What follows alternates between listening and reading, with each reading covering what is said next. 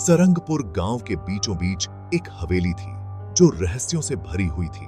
यह हवेली जो कभी बहुत खूबसूरत और शानदार थी, अब खंडहर बन चुकी थी। इसके ऊंचे ऊंचे टावर और नक्काशीदार दीवारें इसके पुराने गौरव की याद दिलाते थे।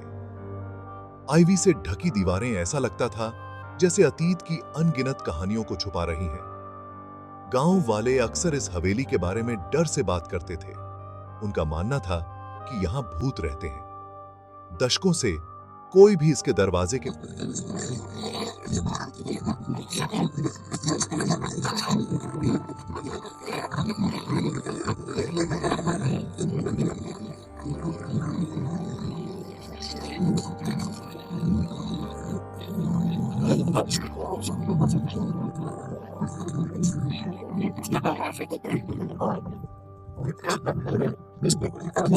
दिया था।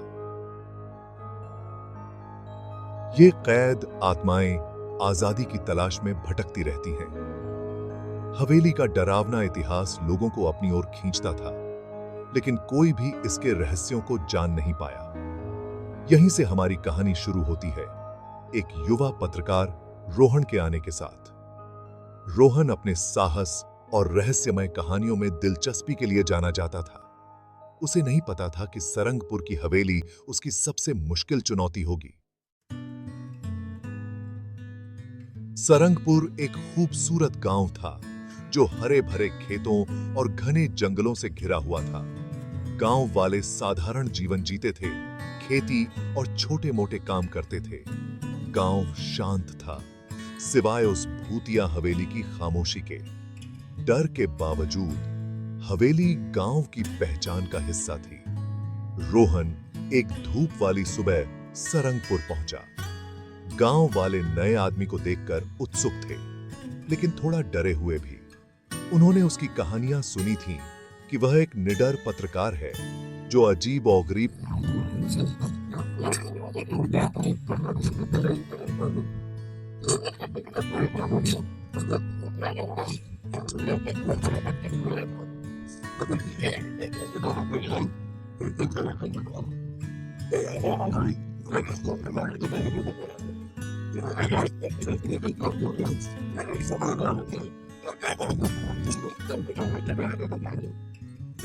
से भरी रहती थी, लेकिन अब यह डर का अड्डा बन गई थी। ये कहानियां रोहन के हौसले को और बढ़ाती थीं।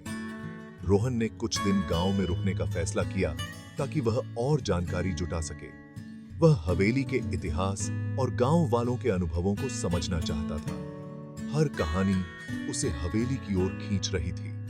गांव वालों ने उसे खतरे से सावधान रहने को कहा, लेकिन रोहन का मन बना हुआ था। सूरज डूब रहा था जब रोहन ने फैसला कर लिया, वह सुबह होते ही हवेली में जाएगा। उस रात वह गांव के सराय में रुका खुद को तैयार कर रहा था। उसने अपना कैमरा, नोटबुक और कुछ जरूरी सामान पैक किया। सराय की बुजुर्ग महिला ने उसे रोकने की कोशिश की। जो कोई भी उस हवेली में जाता है वह कभी वापस नहीं आता, उसने चेतावनी दी। रोहन ने उसकी बात सुनी, लेकिन वह अपने फैसले पर अडिग रहा। वह जानता था कि सबसे बड़ी कहानियां अक्सर सबसे डरावनी जगहों पर छिपी होती हैं। उसका मन उन चीजों के बारे में सोच रहा था जो उसे मिल सकती हैं। उसने भूतों, श्रापों और शायद खजाने के बारे में सोचा। अज्ञात का रोमांच उसे बुला रहा था और वह विरोध नहीं कर सका। अगली सुबह गांव वाले उसे विदाई देने के लिए इकट्ठा हुए। कुछ ने उसे शुभकामनाएं दी तो कुछ ने उसकी सुरक्षा के लिए प्रार्थना की। धन्यवाद, मैं सावधान रहूंगा, रोहन ने कहा। जैसे ही रोहन हवेली के करीब पहुंचा, हवा ठंडी हो गई। कभी हरा भरा बगीचा अब कांटों और सूखे पत्तों से भरा हुआ था। हवेली ऊपर से देख रही थी। उसकी टूटी खिड़कियां खाली आंखों की तरह नीचे देख रही थीं। गहरी सांस लेते हुए रोहन ने चरमराते गेट को धक्का दिया। आवाज ने सन्नाटे को चीरते हुए उसकी रीढ़ में सिहरन पैदा कर दी। उसने घास फूस से भरे रास्ते पर कदम रखा, हवेली के इतिहास का बोझ महसूस करते हुए। हर कदम उसे उन रहस्यों के करीब ले जा रहा था जो लंबे समय से दफन थे।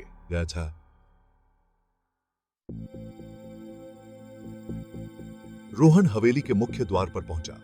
लकड़ी का दरवाजा भारी और अटका हुआ था। अपनी पूरी ताकत लगाकर वह उसे खोलकर एक बड़े हॉल में दाखिल हुआ। धूल के कण टूटी खिड़कियों से आती धूप में नाच रहे थे। हवा में पुरानी और रहस्यमय गंध थी। रोहन का दिल तेजी से धड़क रहा था। हॉल फीकी टेपेस्ट्री और टूटे झूमरों से सजा हुआ था। रोहन ने अपना कैमरा निकाला और उस उजाड़ सुंदरता को कैद कर लिया। उसे एक अजीब सी खिंचाव महसूस हुई, मानो हवेली खुद उसे राह दिखा रही हो। उसके कदमों की आवाज खाली कमरों में गूंज रही थी। हर कोना हवेली के अतीत की भव्यता को दर्शा रहा था, लेकिन सन्नाटे में कुछ डरावना था। यहाँ कुछ तो है जो मुझे अंदर बुला रहा है, रोहन ने खुद से कहा। रोहन की जिज्ञासा उसे हवेली के अंदर तक ले गई। उसने एक एक करके सभी कमरे देखे। हर कमरा अपनी एक कहानी बता रहा था। पुस्तकालय पुरानी किताबों से भरा था। उनके पन्ने समय के साथ पीले पड़ चुके थे। बॉलरूम हालांकि धूल और मकड़ी के जालों से भरा हुआ था, फिर भी अपनी पुरानी भव्यता की झलक दिखाता था। लेकिन हवेली का चैपल ही था जिसने उसका ध्यान सबसे ज्यादा खींचा। यह जगह बाकी हवेली से इतनी अलग क्यों है, रोहन ने सोचा। चैपल छोटा था, जिसमें रंगीन कांच की एक ही खिड़की थी, जिसमें एक देवदूत का चित्र था। यह बाकी हवेली से बिल्कुल अलग था। रोहन को ठंड लगने लगी जब वह अंदर गया। हवा ठंडी थी और एक अजीब सी बेचैनी उसे घेर रही थी। उसे लगा कि चैपल में कोई गहरा राज छुपा है जो हवेली के रहस्य से जुड़ा है। जैसे ही रोहन चैपल में खड़ा था, उसे एक धीमी सी फुसफुसाहट सुनाई दी। यह बहुत हल्की थी, मानो हवा चल रही हो, लेकिन इसमें शब्द थे। मदद करो। ऐसा लग रहा था जैसे कोई कह रहा हो। रोहन का दिल तेजी से धड़कने लगा। वह अकेला नहीं था। फुसफुसाहट तेज होने लगी, मानो दीवारों से आ रही हो। रंगीन कांच की खिड़की के रंग बदलने लगे, डरावनी परछाइयां बनाते हुए। मुझे इसका पता लगाना होगा। दृढ़ निश्चय के साथ रोहन ने आवाजों का पीछा किया। वे उसे वेदी के पीछे एक छिपे हुए दरवाजे तक ले गईं। दरवाजे को धक्का देकर खोलते ही उसने देखा कि एक संकरी सीढ़ी नीचे की ओर जा रही थी। हर कदम के साथ हवा ठंडी होती गई। उसे लगा कि कई आंखें उसे देख रही हैं। तहखाना अंधेरा था, सिर्फ उसकी टॉर्च की रोशनी ही दिखाई दे रही थी। यह तहखाना हवेली के बाकी हिस्सों से अलग है। यहां नमी थी और दीवारों पर अजीब निशान बने हुए थे। कमरे के बीच में एक बड़ा सजा हुआ आईना था। फुसफुसाहट तेज होने लगी, मानो आईने से आ रही हो। रोहन धीरे धीरे उसकी ओर बढ़ा। उसका प्रतिबिंब पानी में दिखाई दे रहा था। उसने हाथ बढ़ाया और फुसफुसाहट अचानक बंद हो गई। यह क्या हो रहा है? उस सन्नाटे में आईना चमकने लगा। रोहन ने एक ऊर्जा को महसूस किया, मानो उसे अंदर खींच रही हो। प्रतिबिंब बदल गया और उसमें दर्द से भरे लोगों के चेहरे दिखाई देने लगे। ये वही आत्माएं थीं जिनकी चर्चा गांव वाले करते थे, काले जादू से बंधी हुई। रोहन को एहसास हुआ कि आईना ही उनकी मुक्ति की कुंजी है, लेकिन उसे अभी तक यह नहीं पता था कि उन्हें कैसे मुक्त किया जाए। रोहन आईने से एक कदम पीछे हटा। उसका दिमाग तेजी से चल रहा था। उसे दीवारों पर बने निशानों को समझना था। वही श्राप तोड़ने का तरीका बता सकते थे। उसने अपनी नोटबुक निकाली और जल्दी से निशानों को उतारना शुरू कर दिया। जैसे ही वह लिख रहा था, कमरे का तापमान और गिर गया। उसने देखा कि उसकी सांस हवा में भाप बन रही है। बहुत ज्यादा ठंड हो रही है। अचानक एक ठंडा हाथ उसके कंधे पर पड़ा। रोहन मुड़ा और उसका सामना एक धुंधली आकृति से हुआ। वह एक पुरानी पोशाक में महिला थी।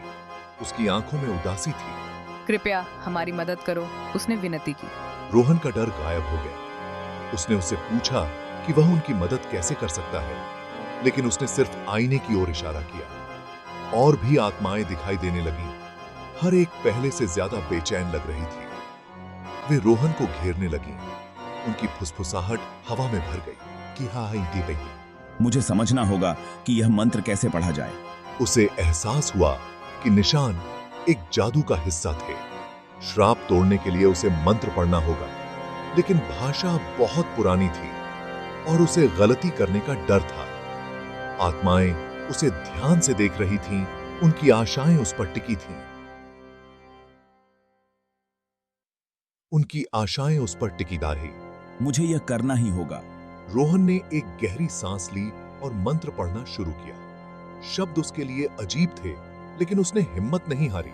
जैसे ही उसने बोलना शुरू किया, दीवारों पर बने निशान चमकने लगे, आईने की रोशनी तेज हो गई और आत्माएं झिलमिलाने लगी। एक अजीब सी शक्ति कमरे में भर गई और रोहन को लगा कि श्राप टूट रहा है, लेकिन कुछ अधूरा था। Section 7 The Tale of Magic and Enchanted Souls। मुझे एहसास हुआ कि मुझे सिर्फ मंत्र से ज्यादा कुछ चाहिए। आत्माओं की कहानियां इस श्राप से जुड़ी हुई थीं। रोहन ने आत्माओं से उनकी कहानियां बताने के लिए कहा। हमने अपनी अपनी जिंदगी की, अपने प्यार की और उस दुख की कहानियां सुनाई जिसने हमें हवेली से बांध दिया था। हर कहानी ने रहस्य का एक हिस्सा उजागर किया, जिससे पता चला कि काला जादू कितना गहरा था। वह औरत जो सबसे पहले मुझे दिखाई दी थी, उसका नाम अंजलि था। मैं एक वैद्य थी, जिस पर एक डाह करने वाले ने जादू टोना करने का झूठा इल्जाम लगाया था। हवेली का मालिक एक शक्तिशाली जादूगर, उसने मेरी आत्मा को कैद कर लिया था, जैसे उसने उन सभी लोगों की आत्माओं को कैद किया था जिन्हें वह खतरा मानता था। हर आत्मा के साथ अन्याय हुआ था। उनकी आत्माओं को जादूगर के बुरे मंत्र ने बंदी बना लिया था। मेरा दिल उनके लिए दुखी हुआ। जब रोहन ने सुना तो उसे एहसास हुआ कि जादूगर की शक्ति उसी तहखाने में रखे आईने से आती थी। यह आईना बुरी शक्ति का जरिया था जो कैद आत्माओं से ताकत ले रहा था। श्राप को तोड़ने के लिए आईने को नष्ट करना होगा। लेकिन ऐसा करने से बुरी शक्ति फैल जाएगी। यह खतरनाक होगा, लेकिन मुझे आत्माओं को मुक्त करना ही होगा। रोहन ने एक योजना बनाई। मैं मंत्र का उपयोग करके आईने की शक्ति को कमजोर करूंगा, फिर इसे तोड़ दूंगा। आत्माएं उसके चारों ओर इकट्ठा हो गईं, उसे समर्थन दे रही थीं। हम तुम पर विश्वास करते हैं और हमारी उम्मीद तुम्हें शक्ति देगी। मंत्रों की किताब एक हाथ में और भारी मोमबत्ती दूसरे हाथ में लिए रोहन आखिरी चुनौती के लिए तैयार हो गया। Section 8 रोहान्स heroic deeds। मैंने मंत्र का उच्चारण फिर से शुरू किया, इस बार आत्माओं के मार्गदर्शन के साथ। उनकी सामूहिक ऊर्जा ने उसे भर दिया, जिससे शब्द और भी शक्तिशाली लगने लगे। दीवारों पर निशान तेजी से चमकने लगे और आईने की रोशनी मंद पड़ने लगी। रोहन ने महसूस किया कि काला जादू कमजोर हो रहा था, लेकिन आईना मंत्र का विरोध कर रहा था। कमरे में कंपन होने लगा। आत्माओं ने मंत्र में अपनी आवाजें मिलाईं, जिससे उसकी ताकत बढ़ गई। आईने की सतह पानी की तरह हिलने लगी और उसमें दरारें पड़ने लगीं। रोहन को पता था कि वह सफल होने वाला है, लेकिन वह थक चुका था। मैंने थकान के बावजूद कोशिश जारी रखी, आत्माओं के विश्वास और न्याय की अपनी चाहत से प्रेरित होकर। एक आखिरी शक्तिशाली मंत्र के साथ आईना चकनाचूर हो गया। काली ऊर्जा की एक लहर कमरे में फैल गई, लेकिन आत्माओं ने रोहन को घेर लिया, उसकी रक्षा की। दीवारों पर बने निशान गायब हो गए और ठंडक चली गई। आत्माएं चमकने लगी, उनके रूप साफ दिखाई देने लगे। वे आखिरकार आजाद हो गईं, काले जादू की कैद से मुक्त। मैं फर्श पर गिर पड़ा, थका हुआ लेकिन खुश। आत्माओं ने उसका शुक्रिया अदा किया। उनके चेहरे कृतज्ञता से भरे हुए थे। तुमने हमें आजाद कर दिया है, अब हम शांति से जा सकते हैं।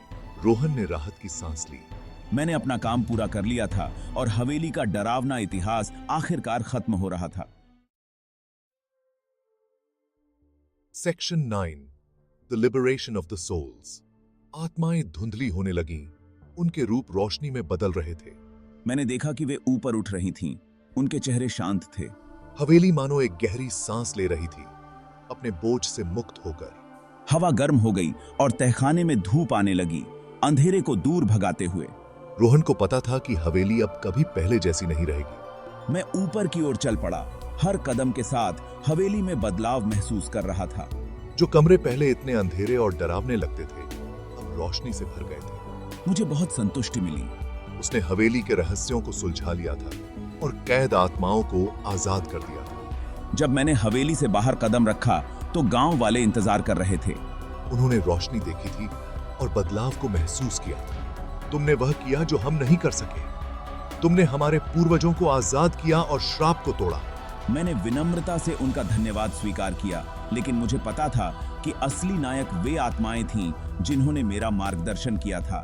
उसने गांव वालों के साथ उनकी कहानियां साझा की, उनकी यादों का सम्मान किया। गांव वाले ध्यान से सुनते रहे। हवेली के प्रति उनका डर अब सम्मान में बदल गया था। हवेली अब डर का अड्डा नहीं थी, बल्कि साहस और मुक्ति की निशानी बन गई थी। Section 10 the village honours Rohan. Sarangpur गांव ने रोहन को उसकी बहादुरी के लिए सम्मानित करने का फैसला किया। उन्होंने एक बड़ा उत्सव रखा जिसमें सभी को बुलाया गया। कभी डरावनी मानी जाने वाली हवेली अब उत्सव का केंद्र थी। इसका भूतिया अतीत अब रोहन की बहादुरी और आत्माओं की मुक्ति की कहानी सुना रहा था।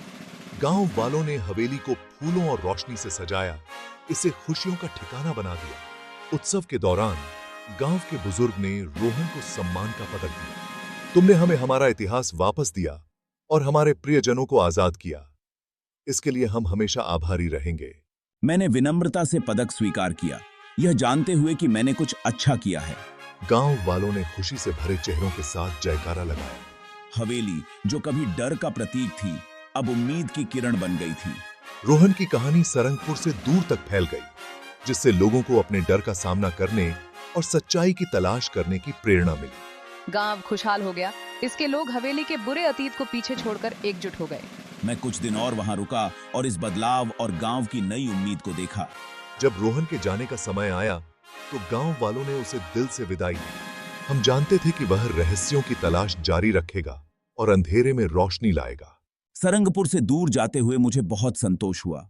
उसने हवेली के रहस्यों को उजागर किया, कैद आत्माओं को आजाद किया और गांव को पहले से बेहतर छोड़ दिया। मेरी यात्रा जारी रहेगी, लेकिन सरंगपुर और उसकी रहस्यमय हवेली की यादें हमेशा मेरे साथ रहेंगी।